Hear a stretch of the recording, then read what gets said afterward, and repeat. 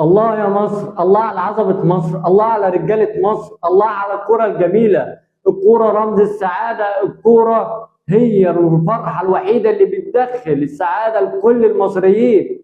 الكرة، شفت جمال الكرة وإبداع الكرة. مصر مش بتحقق بس إنجاز، مصر مش بتلعب في بطولة ودية، مصر بتلعب في أعظم بطولة في العالم.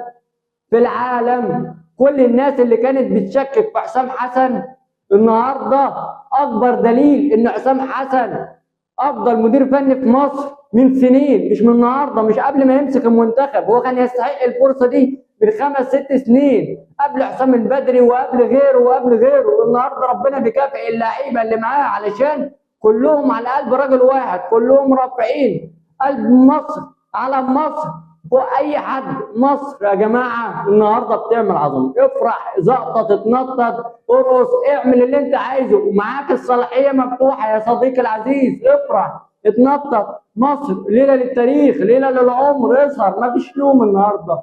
اعمل كل اللي انت عايزه. مصر بتعمل كل حاجه في الكوره. مصر دارت المباراه بشكل كويس، ولكن مش اكتر من رائع، لان كنا ممكن نقدر نستغل سويسرا، وكنا نقدر ونكسب اكتر من كده. استراليا كنا نقدر نكسب استراليا اكتر قبل ما نخش ضربات الجزاء، ولكن قدر الله ما شاء فعل. في كرة في التسعينات في الدقيقه حاجه و90 بتاعت رامي ربيعه وهيثم حسن، لو كان في توفيق كانوا راحوا كانوا خلصوا الليله من بدري. ولكن مصر فعلا الفوز لما بيتعثر بيكون اجمل. على راي علي محمد علي، الحسن وحيده اللي عملها في طول المباراه. ولكن مبروك لمصر ومبروك للمصريين على الاداء وعلى الرجوله وعلى خلاص. انت وصلت للليفل اللي انت وصلت ليه. خلاص الكلام، الليفل اللي انت خلاص بقيت عمرك كنت بتبص له بس بفكر ان انا احلم ان انا اوصل للكلام ده. بعد كده انت النهارده بقيت بتوصل. النهارده بقيت في دور ال 16، هتلاعب ميسي، هتلاعب الارجنتين.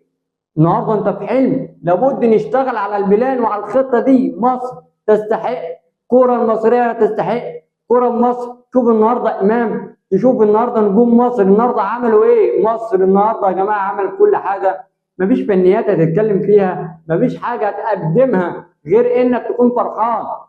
عايز تعمل اي حاجه في نفسك اعملها. عايز ترقص، عايز تزغطط، عايز تنزل الشارع، اعمل اللي انت عايزه كله باي حاجه معاك. مسموح عليك، مسموح عليك والله. لان مصر يا جماعه مش هيتكرر الحلم ده تاني كتير. ويا رب نبدا نشتغل على نفسنا عشان نوصل لبعد كده لقبل نهائي ونص نهائي والنهائي. وليه لا نحلم الطموح مع حسام حسن؟ وليه نقدر ان شاء الله ممكن نعمل نتيجه ايجابيه امام الارجنتين. ولكن لو حتى ما كنا صعدنا النهارده لا قدر الله وما صعدناش امام الارجنتين، فاحنا نرفع وندي تحيه لحسام حسن ولاعيبته، لان هم كانوا رجاله من اول البطوله لحد النهارده، وكانوا كلهم على قلب رجل واحد.